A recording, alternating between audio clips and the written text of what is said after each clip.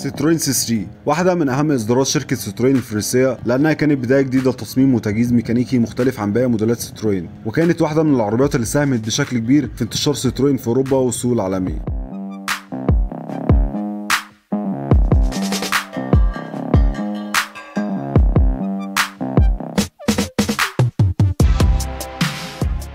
ستروين سي 3 اتصنعت في فرنسا وبلاد تانية زي اسبانيا وسلوفاكيا والمكسيك وايران، وابتدى انتاجها من 2002 واستمر ل 2016، ونزل بكذا فئة بموديلات كوبي 3 ابواب وسيدان عادية 5 ابواب، مع اختلافات بسيطة في الشكل الخارجي من فئة للتانية واختلافات تانية في الموتور والتصميم. فبالنسبة للموتور كانت بتنزل بموتور بقوة 1200 سي سي 82 هورس باور، وموتور تاني 1200 سي سي 110 هورس باور، وموتور تالت بقوة 1500 سي سي 100 هورس باور. اما بالنسبة لمواصفاتها فكانت بتيجي ارتفاع من متر 47 لمتر 54، وطول 3 متر 99، وعرض من متر 75 لمتر 47، ووزن من 1050 ل 1230 كيلو، وتانك بنزين بساعة من 45 ل 55 لتر، بمتوسط معدل استهلاك 7.5 لتر لكل 100 كيلو، وتسارع من 0 ل 100 من 9 ل 12 ثانية. أما بالنسبة للشنطة الخلفية فبتكون من 300 ل 1100 لتر، وده مع طي المقاعد الخلفية، والمواصفات دي تقريبية وبتختلف من فئة للتانية على حسب الموديل.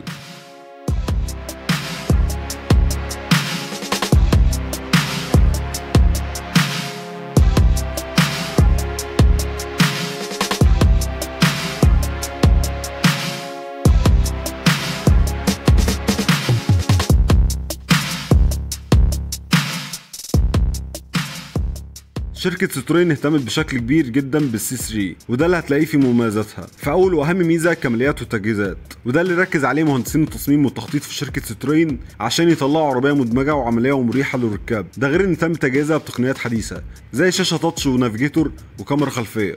وزي ما وضحت لك ان وسائل الرفاهية والتجهيزات دي بتختلف من موديل للتاني على حسب الفئة. ده غير الاهتمام بالمساحة الداخلية والتكييف القوي عشان راحة أكبر وعملية أكتر.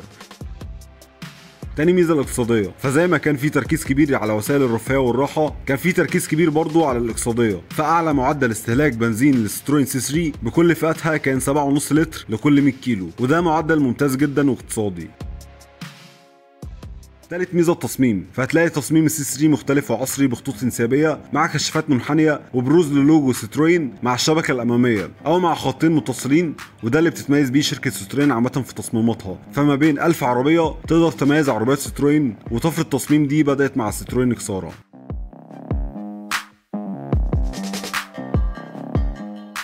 رابع ميزة تجربة القيادة، فمع طلعة العربية لحد سرعة 100 كده هتحس ان الاداء عادي واحيانا بطيء، لكن بعد ال100 هتلاقي اجمل تجربة قيادة ممكن تجربها، وده بيرجع لاتزان العربية وتناسق وزنها مع بعضها. وهتلاقي التجربة الممتعة دي برضو في الشوارع العادية، وده لان السي 3 بتمتص المطبات وعيوب الطريق بشكل كبير، وده بيرجع لنظام التعليق اللي متصمم عشان كده، لكن في عيب موجود فيه هنتكلم عنه في العيوب.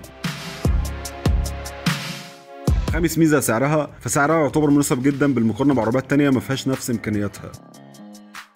سادس ميزة اعادة بيعها، واللي تعتبر مقبولة، وده على حسب السعر اللي انت عرضه وحالة العربية نفسها.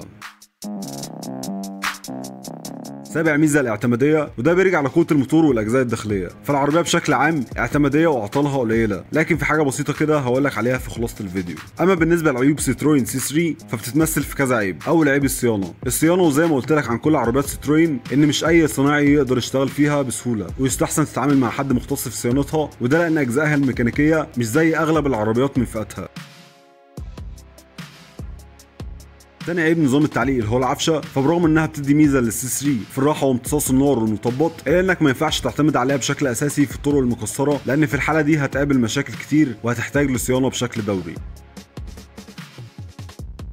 تالت عيب قطع الغيار، فقطع غيارها للاسف مش متوفره بشكل كبير في كل المحافظات وغاليه نسبيا.